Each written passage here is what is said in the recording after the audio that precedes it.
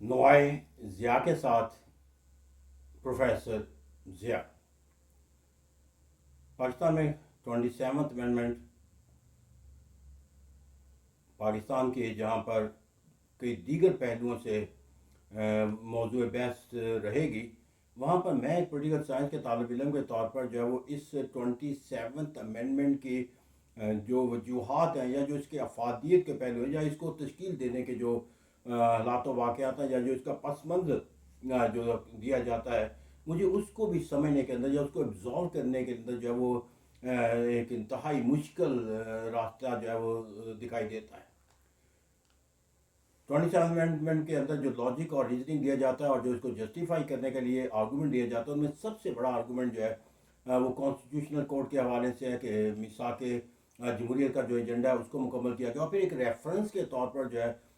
Supreme court کے اندر جو ہے وہ دیا جاتا ہے کہ جہاں پر انہوں نے ماضی کے اندر جو ہے وہ پاکستان کے جو نظام سیاست کے اندر جو ہے وہ حکومتوں کو تبدیل کیا، ان کے اندر جو ہے وہ سزا اور جزا کا نظام کیا، ان کو پھانسی کے تختوں پر لٹکایا گیا، اور اس طرح جو حکومتوں کی تبدیلی کے اندر جو ہے ان کا کردار جو ہے وہ زیر بحث لایا جاتا ہے۔ اور اس کی بنیاد پہ کہا گیا کہ ایک کانسٹیٹیوشنل کورٹ تشکیل دے دی گئی ہے تاکہ سپریم کورٹ جو ہے وہ اپنے اس کردار کی وجہ سے جو ان کے سیاسی نظام کے اندر مداخلت کا ذمہ دار قرار دیا جاتا ہے، اس سے اس کو علیحدہ کر دیا جائے، اور اس طرح جو سپریم کورٹ جو لوگوں کی فلاح و بہبود یا لوگوں کے مسائل کو حل کرنے کی ایک عدالت ہے، وہاں تک اس کا دائرہ کار محدود کر دیا جائے تاکہ وہ اپنے فرائض جو ہے وہ زیادہ یکسوئی سے سر انجام دے سکے۔ اب یہاں پر میرے نزدیک جو مشکل میں نے کہا کہ لمحہ لگتا ہے وہ یہ ہے کہ آج تک پاکستان کے اندر جن سیاسی حکمرانوں کو سزا اور جزا کا نظام جو ہے وہ سپریم کورٹ کے اندر دیا گیا، اس کے اندر آج بھی جو دائرہ کار ہے وہ اسی سپریم کورٹ کا رہے گا، کیونکہ جتنے بھی کرمنل کیسز ہیں یا کرپشن کے کیسز ہیں وہ تو آئینی عدالت میں نہیں جائیں گے۔ جب آئینی عدالت کا تصور دیا جائے گا یا فیڈرل کورٹ جو کانسٹیٹیوشنل کورٹ بنائی جا رہی ہے، اس کا بنیادی تصور تو اس اختیار کے اندر آئے گا جس کو عملی طور پر ہم جوڈیشیل ریویو کا نام دیتے ہیں، یعنی کہ قرآن یا قانون کے وہ فیصلے یا وہ ضابطے جو آئین اور قانون کے خلاف تصور کیے جائیں، یا وہ معاملات جس میں مرکز اور صوبے جو ہے وہ باہم متصادم ہو، یا صوبے حکومتیں جو ہے وہ ایک دوسرے سے متصادم ہوں، غرض ہے کہ جو آئینی تشریح کے تقاضے ہوں گے ان کے مطابق جو فیصلے کرنا جو ہے وہ آئینی عدالت کے پاس ہو جائے گا۔ لیکن آج تک جو سزا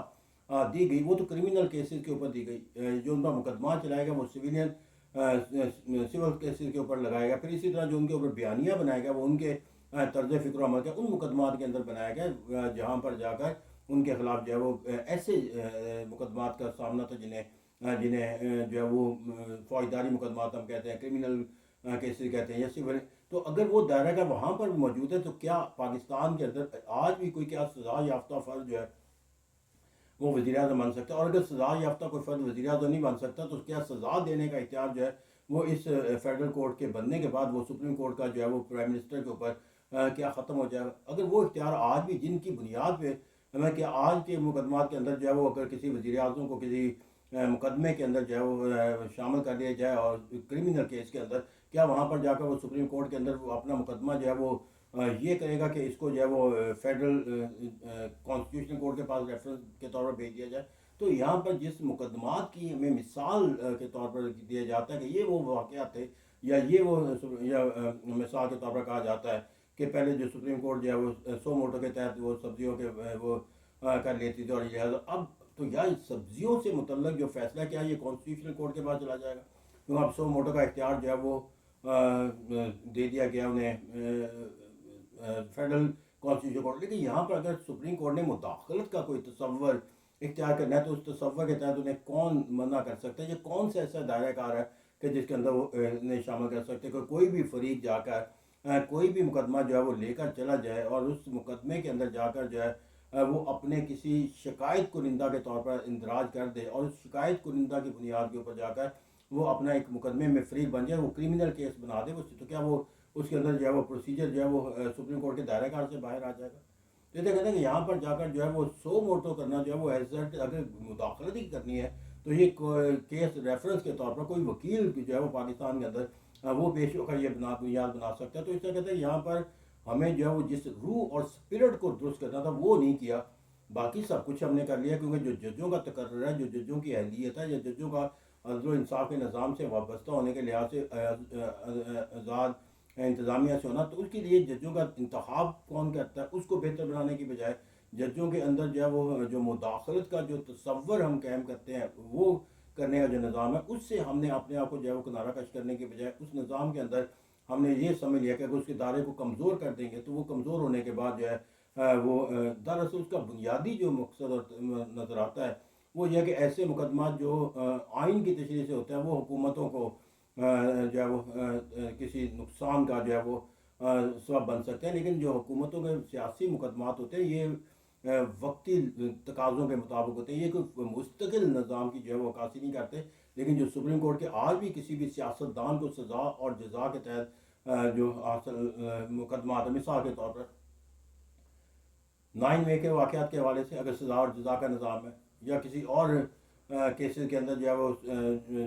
جو اگر اسی لیے تو نہیں کہ پاکستان کے صدر کو جو ہے وہ تاحیات جو ہے وہ استثناء دیا گیا اور وزیر اعظم کی بھی تجویز دی گئی کہ انہیں استثناء دے دیا جائے. اب یہ استثناء جو ہے وہ کس مقصد کے لیے دیا جا رہا تھا کہ اگر وہ فیڈرل کورٹ بن گئی تو پھر پرابلم نہیں ہونی چاہیے، لیکن انہیں معلوم ہے کہ جو استثناء ملتا ہے وہ کرمنل اور سول کیسز کے ملتا ہے، ان سرگرمیوں پہ ملتا ہے جس کا آئین کی وائلیشن سے کوئی تعلق نہیں ہوتا. تو اس طرح کہتے ہیں وہ استثناء جو ہے وہ تاحیات حاصل کرنے کا بنیادی مقصد ہی یہ ہے کہ ان مقدمات کے اندر سپریم کورٹ سے اپنے آپ کو محفوظ رکھا. اس کہتے ہیں وہ لاجک اور ریزننگ جس کے اندر یہ کہا جاتا ہے کہ وہ سزا اور جزا کے نظام کے انہوں نے سیاست دانوں کو جو ہے وہ موت کے منہ تک کر دیا اور حکومتوں کو تبدیل کر دیا، وہ آج بھی کسی ایک کو جو ہے وہ 1 منٹ کی سزا دے کر جو ہے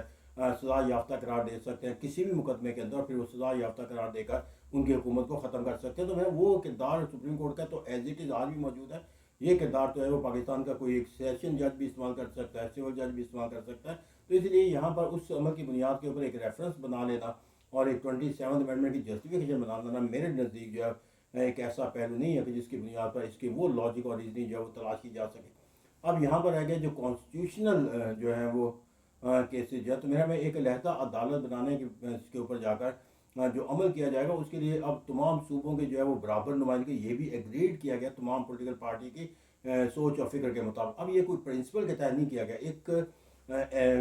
بنانے کے لیے تشکیل دینے کے لیے جو ہے اور ایسا کیوں کیا گیا پولیٹیکل پارٹی نے کہ تمام صوبوں کے اس کے اندر جو ہے وہ مساوی نمائندگی کا تصور ہو. اس طرح جو بنیادی تصور دیا کہ کہیں ایسا نہ ہو کہ اس کے اندر کوئی ایک جو ہے وہ حکومت جو ہے وہ اپنی مرضی یا اپنی صوابدید سے اس کانسٹیٹیوشنل کورٹ کے اندر جو ہے وہ ایسے ججوں کا تعین کرتے جو کسی دوسری پولیٹیکل پارٹیز کے لیے جو ہے وہ نقصان کا باعث ہو. تو اس طرح یہاں پر بھی تشکیل کے اندر جو ایک سنسیئرٹی ٹورڈ دا آبجیکٹیو ہونا چاہیے تھا ہمیں وہ بھی نظر نہیں آئی. تو اسے کہتے ہیں یہاں پر جب تک آپ اپنے